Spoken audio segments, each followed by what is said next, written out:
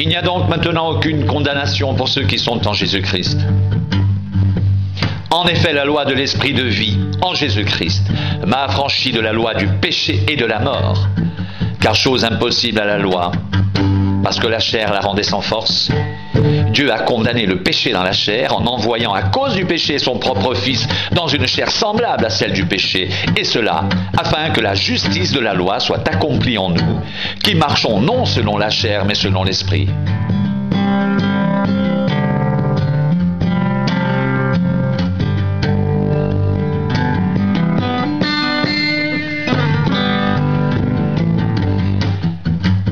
Ceux en effet qui vivent selon la chair s'affectionnent aux choses de la chair, tandis que ceux qui vivent selon l'esprit s'affectionnent aux choses de l'esprit.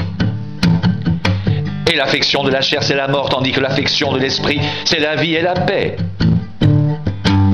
Car l'affection de la chair est inimitié contre Dieu, parce qu'elle ne se soumet pas à la loi de Dieu, et qu'elle ne le peut même pas. Or, ceux qui vivent selon la chair ne sauraient plaire à Dieu.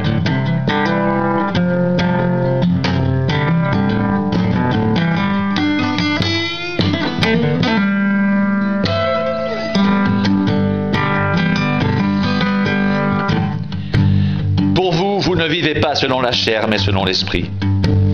Si du moins l'Esprit de Dieu habite en vous, si quelqu'un n'a pas l'Esprit de Christ, il ne lui appartient pas. Et si Christ est en vous, le corps, il est vrai, est mort à cause du péché, mais l'Esprit est vie à cause de la justice.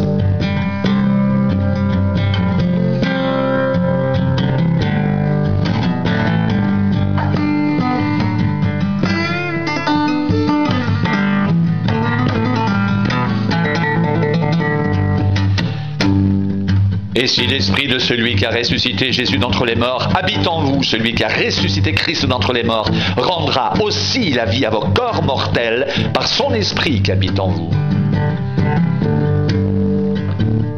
Ainsi donc, frères, nous ne sommes point redevables à la chair pour vivre selon la chair. Si vous vivez selon la chair, vous mourrez. Mais si par l'esprit vous faites mourir les actions du corps, vous vivrez.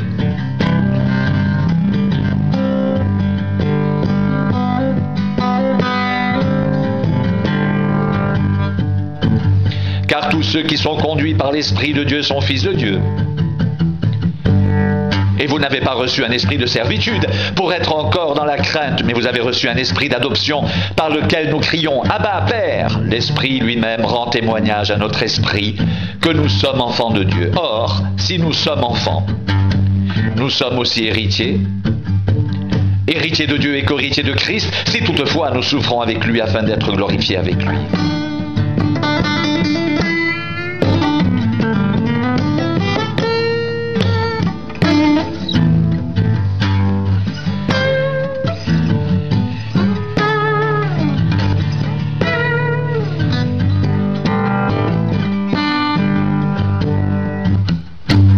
J'estime que les souffrances du temps présent ne sauraient être comparées à la gloire à venir qui sera révélée pour nous.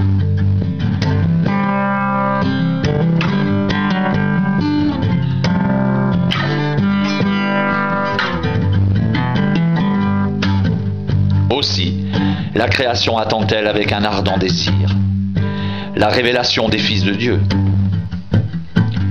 Car la création a été soumise à la vanité, non de son propre gré, mais à cause de celui qui l'y a soumise, avec l'espérance qu'elle aussi sera affranchie de la servitude, de la corruption, pour avoir part à la liberté de la gloire des enfants de Dieu.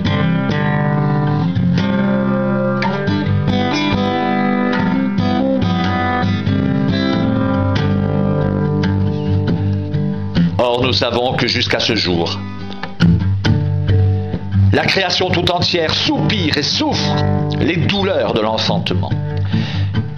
Et ce n'est pas elle seulement, mais nous aussi, qui avons les prémices de l'Esprit, nous soupirons en nous-mêmes en attendant l'adoption, la rédemption de notre corps.